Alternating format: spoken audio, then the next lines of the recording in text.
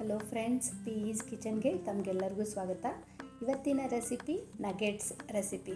ನಾವು ಹೊರಗಡೆ ಎಲ್ಲ ಕಾರ್ನ್, ಪೊಟ್ಯಾಟೊ ಅಥವಾ ಸೋಯಾ ನಗೆಟ್ಸ್ ಎಲ್ಲ ಟ್ರೈ ಮಾಡಿರ್ತೀವಲ್ಲ, ಆದರೆ ಇದನ್ನು ಮನೆ ಒಳಗೆ ಫ್ರೆಶ್ ಆಗಿರೋ ವಟಾಣಿಯಿಂದ ಮಾಡುವಂಥ ಒಂದು ರೆಸಿಪಿ ಇದೆ. ಭಾಳ ಸಿಂಪಲ್ ಐತಿ ಮತ್ತು ಅಷ್ಟು ಹೆಲ್ದಿನೂ ಆಗಿರುವಂಥದ್ದು. ಇಲ್ಲೇ ನಾನು ಒಂದು ಬಟ್ಲಷ್ಟು ಫ್ರೆಶ್ ಆಗಿರೋ ಹಸಿ ವಟಾಣಿ ತೊಗೊಂಡೇನಿ. ಫ್ರೆಶ್ ಆಗಿರೋ ವಟಾಣಿನ ತೊಗೋಬೇಕು. ಇದಕ್ಕೆ ಇಲ್ಲಿ ಒಂದು ಬಟ್ಲಷ್ಟು ವಟಾಣಿನ ಈಗ ಇದನ್ನು ಮಿಕ್ಸಿ ಜಾರಿಗೆ ಹಾಕ್ಕೊಂಡು ಇದನ್ನು ನೀರು ಹಾಕ್ಲಾರ್ದಂಗೆ ರುಬ್ಬಿ ತೊಗೋಬೇಕು. ಸ್ವಲ್ಪ ತರಿ ಇದ್ರೂ ನಡಿತೈತಿ, ಆದರೆ ಭಾಳ ತರಿ ಇರಬಾರ್ದು.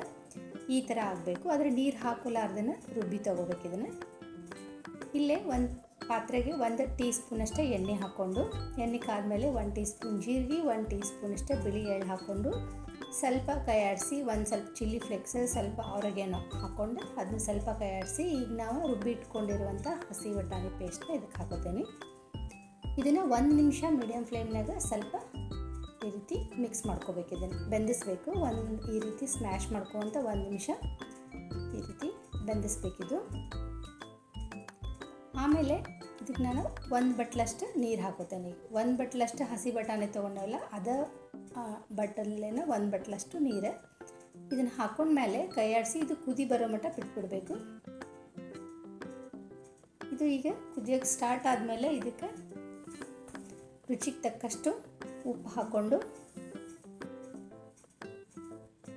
ಆಮೇಲೆ 1 ಬಟ್ಲಷ್ಟು ಚಿರೋಟಿ ರವೆ ತೊಗೊಂಡೇನು. ಯಾವ ಬಟ್ಟಲಲ್ಲೇ ನೀರು ಹಾಕ್ಕೊಂಡಿರ್ತಲ್ಲ ಅದೇ ಬಟ್ಟಲಲ್ಲೇ 1 ಬಟ್ಲಷ್ಟು ಚಿರೋಟಿ ರವೆ ಹಾಕೋತೀನಿ. ಆದರೆ ಒಂದೇ ಸರಿ ಹಾಕೋಬಾರ್ದು. ರವಾನ ಸ್ವಲ್ಪ ಹಾಕುವಂಥ ಈ ರೀತಿ ಮೀಡಿಯಮ್ ಫ್ಲೇಮ್ ಇಟ್ಕೊಂಡು ಈ ರೀತಿ ಮಿಕ್ಸ್ ಮಾಡ್ಕೊತ ಹೋಗಬೇಕು. ನಾನು ಉಳಿದಿದ್ದ ರವಾನು ಈಗ ಹಾಕೋತೇನೆ. ಹಾಕ್ಕೊಂಡು ಈ ರೀತಿ ಚಲೋದಂಗೆ ಈ ರೀತಿ ಸ್ಮ್ಯಾಶ್ ಮಾಡ್ಕೊತ ಇದನ್ನು ಮಿಕ್ಸ್ ಮಾಡ್ಕೋಬೇಕು. ಇದು ನಾವು ಹಿಟ್ಟು ನಾದ್ತೇವಲ್ಲ ಆ ಹದಕ್ಕೆ ಬರ್ತೈತಿ. ಮತ್ತು ಇದಕ್ಕೆ ಹೊಳ್ಳಿ ಬೇರೆ ನೀರು ಹಾಕೋ ಅವಶ್ಯಕತೆ ಇರೋಂಗಿಲ್ಲ. ಅಷ್ಟು ನೀರೊಳಗನೆ ಕರೆಕ್ಟ್ ಆಗ್ತೈತಿದೆ. ಇದನ್ನು ಈಗ ಮುಚ್ಚಿ ಒಂದು 10 ನಿಮಿಷ ಬಂದಾಗ ಬಿಟ್ಬಿಡ್ತೇನೆ. ಸ್ಟವ್ ಆಫ್ ಮಾಡಿ ಬಿಟ್ಬಿಡಬೇಕು ಮುಚ್ಚಿ. ಒಂದು 10 ನಿಮಿಷ ಆದಮೇಲೆ ನಾನು ಒಂದು ಪ್ಲೇಟಿಗೆ ಹಾಕ್ಕೊಂಡು ಇದನ್ನು ಪೂರ್ತಿ ತಣ್ಣಗಾಗಿ ಬಿಟ್ಬಿಟ್ಟಿದ್ದೆ. ಈಗ ಪೂರ್ತಿ ತಣ್ಣಗಾಗೈತಿದೆ. ಇದಕ್ಕೆ ನಾನು 1 ಮೀಡಿಯಮ್ ಸೈಜಿನ ಆಲೂಗಡ್ಡೆನ ಬೇಯಿಸಿ ಅದನ್ನು ತುರಿದು ತೊಗೊಂಡೇನಿ. ಆಲೂಗಡ್ಡೆನ ತುರಿದು ತೊಗೋಬೇಕು, ಸ್ಮ್ಯಾಶ್ ಮಾಡಿ ಹಾಕ್ಕೋಬಾರ್ದು, ಯಾಕಂದರೆ ಗಂಟು ಇರಬಾರ್ದು ಇದ್ರೊಳಗೆ. 1 ಆಲೂಗಡ್ಡೆನ ತುರಿದು ಹಾಕ್ಕೊಂಡೇನಿ. ಹಾಕ್ಕೊಂಡ್ಮೇಲೆ ಇದನ್ನು ಈ ರೀತಿ ಒತ್ತಿ ನಾದಬೇಕು. ಇದಕ್ಕೆ ಮತ್ತೆ ಬೇರೆ ನೀರು ಹಾಕೋ ಅವಶ್ಯಕತೆ ಇರೋಂಗಿಲ್ಲ. ಆಲೂಗಡ್ಡೆನಷ್ಟು ಹಾಕಿ ಈ ರೀತಿ ಗಟ್ಟಿಯಾಗಿ ನಾದಬೇಕು. ಗಟ್ಟಿನ ಆಗ್ತೈತಿದೆ. ಭಾಳ ಗಟ್ಟಿನೂ ಇರೋಂಗಿಲ್ಲ ಮತ್ತು ಭಾಳ ಮೆತ್ತಗೂ ಇರೋಂಗಿಲ್ಲ. ಅದಕ್ಕೆ ಮತ್ತೆ ಹೊಳ್ಳಿ ನೀರು ಯೂಸ್ ಮಾಡಬಾರ್ದು. ಈ ರೀತಿ ಒತ್ತಿ ಚಲೋದಂಗೆ ಮಿದ್ಕೊಂತ ಇದನ್ನು ಈ ರೀತಿ ನಾದಿ ತೊಗೋಬೇಕು. ಆಮೇಲೆ ರವೆ ಹಾಕಿರ್ತೇವಲ್ಲ, ಸೀಳಂಗಿಲ್ಲ, ಹಿಟ್ಟು ಡ್ರೈ ಆಗಂಗಿಲ್ಲ, ಈ ರೀತಿ ಸಾಫ್ಟಾಗಿ ಆಗ್ತೈತಿ. ಈಗ ಇದನ್ನು 2 ಭಾಗದಾಗ ಮಾಡ್ಕೋತೀನಿ. ನಾನು ನಿಮಗೆ 1 ಭಾಗದ ಮೊದಲು ಮಾಡಿ ತೋರಿಸ್ತೇನೆ. ಈಗ ಉಳಿದ ಹಿಟ್ಟು ಮುಚ್ಚಿಟ್ಬಿಡೋಣಂತ. ಈಗ ಇದನ್ನು ಇನ್ನೊಂದು ಸರಿ ಚಲೋದಂಗೆ ಈ ರೀತಿ ಮಿಕ್ಸ್ ಮಾಡ್ಕೊತ ಈ ರೀತಿ ರೋಲ್ ಮಾಡ್ಕೋಬೇಕು. ಇದನ್ನು ಉದ್ದಾಗೆ ಮತ್ತು ಭಾಳ ದಪ್ಪ ಇರಬಾರ್ದು, ಭಾಳ ತೆಳ್ಳಗೂ ರೋಲ್ ಮಾಡ್ಕೋಬಾರ್ದು.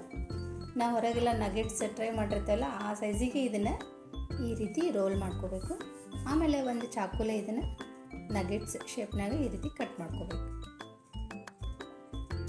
ನಾನು ನಿಮ್ಗೆ ತೋರಿಸ್ತೀನಿ. ಇಲ್ಲಿ ಕರೆಕ್ಟ್ ಅದೇ ರೀತಿನ ಅದೇ ಶೇಪ್ನಾಗ ಕಟ್ ಆಗೈತಿ. ಇದನ್ನು ಸೈಡೆಲ್ಲ ಒಂದು ಚಲೋತಂಗೆ ಈ ರೀತಿ ಪ್ರೆಸ್ ಮಾಡ್ಕೋಬೇಕು. ನೋಡಿರಿ, ನಾವು ಹೊರಗಡೆ ಎಲ್ಲ ಕಾರ್ನ್, ಪೊಟ್ಯಾಟೊ ಮತ್ತು ಸೋಯಾ ನಗೆಟ್ಸ್ ಎಲ್ಲ ಟ್ರೈ ಮಾಡಿರ್ತೇವಲ್ಲ, ಆದರೆ ಇದನ್ನು ಮನೆ ಒಳಗೆ ನೋಡಿರಿ ಫ್ರೆಶ್ ವಟಾಣಿನ ಉಪಯೋಗಿಸಿ ಮಾಡುವಂಥ ಒಂದು ರೆಸಿಪಿ ಇದೆ. ಭಾಳ ರುಚಿಯಾಗಿರ್ತೈತಿ. ಮಕ್ಕಳಂತೂ ಭಾಳ ಇಷ್ಟಪಟ್ಟು ತಿಂತಾರೆ. ನಾನು ಇಷ್ಟೂ ಇದೇ ರೀತಿ ರೆಡಿ ಮಾಡಿ ಇಟ್ಕೊಂಡಿನಿ. ಇದಕ್ಕೆ ಮೇಲೆ ಒಂದು ಸ್ವಲ್ಪ ಕಾರ್ನ್ ಫ್ಲೋರ್ ಇಲ್ಲ ಅಂದರೆ ಅಕ್ಕಿ ಹಿಟ್ಟು ಈ ರೀತಿ ಉದುರಿಸ್ಕೋಬೇಕು. ಈ ರೀತಿ ನಾವು ಮಿಕ್ಸ್ ಮಾಡಿ ಒಂದು ಏರ್ಟೈಟ್ ಕಂಟೈನರ್ನಾಗ ಹಾಕ್ಕೊಂಡು ಒಂದು 15ರಿಂದ 20 ದಿನ ಫ್ರೀಝರ್ನಾಗ ಸ್ಟೋರ್ ಮಾಡಿ ಇಟ್ಕೋಬೋದು. ಒಂದು ಡೀಪ್ ಫ್ರೈ ಮಾಡೋಕ್ಕಿಂತ ಒಂದು 15ರಿಂದ 20 ನಿಮಿಷ ಮೊದಲು ಹೊರಗೆ ತೆಗೆದಿಟ್ಟು ಡೀಪ್ ಫ್ರೈ ಮಾಡ್ಕೋಬೇಕು. ಯಾವಾಗ ಬೇಕು ಅವಾಗ ನಾವು ಇದನ್ನು ರೆಡಿ ಮಾಡ್ಕೋಬೋದು. ಒಂದೇ ಸರಿ ಇದನ್ನು ರೆಡಿ ಮಾಡಿ ಇಟ್ಕೊಂಡೆ ಸೀಸನ್ಯಾಗ ಫ್ರೆಶ್ ಆಗಿ ವಟಾಣಿ ಸಿಗ್ತಿರ್ತಾವಲ್ಲ ಅವಾಗ ತೊಗೊಂಡು ಬಂದು ಜಾಸ್ತಿ ಕ್ವಾಂಟಿಟಿ ಒಳಗೆ ಮಾಡಿ ಇದನ್ನು ನಾವು ಫ್ರೀಝರ್ನಾಗ ಸ್ಟೋರ್ ಮಾಡಿ ಇಟ್ಕೋಬೋದು. ಈ ರೀತಿ ಪ್ರಿಪೇರ್ ಮಾಡಿ ನಾವು ಇದನ್ನು ಡೀಪ್ ಫ್ರೈ ಮಾಡೋದು ಬೇಡಪ್ಪ ಅಂತಂದರೆ ನಾವು ಇದನ್ನು ಸ್ಟೀಮೂ ಮಾಡಿ ತಿನ್ಬೋದು. ಆವಾಗ ಅಕ್ಕಿ ಹಿಟ್ಟು ಅಥವಾ ಕಾರ್ನ್ಫ್ಲೋರ್ ಇದಕ್ಕೆ ಉದುರಿಸ್ಬಾರ್ದು. ಹಾಗೆ ಈ ರೀತಿ ಕಟ್ ಮಾಡಿ ಒಂದು ಸ್ಟೀಮ್ ಮಾಡ್ಕೋಬೋದು.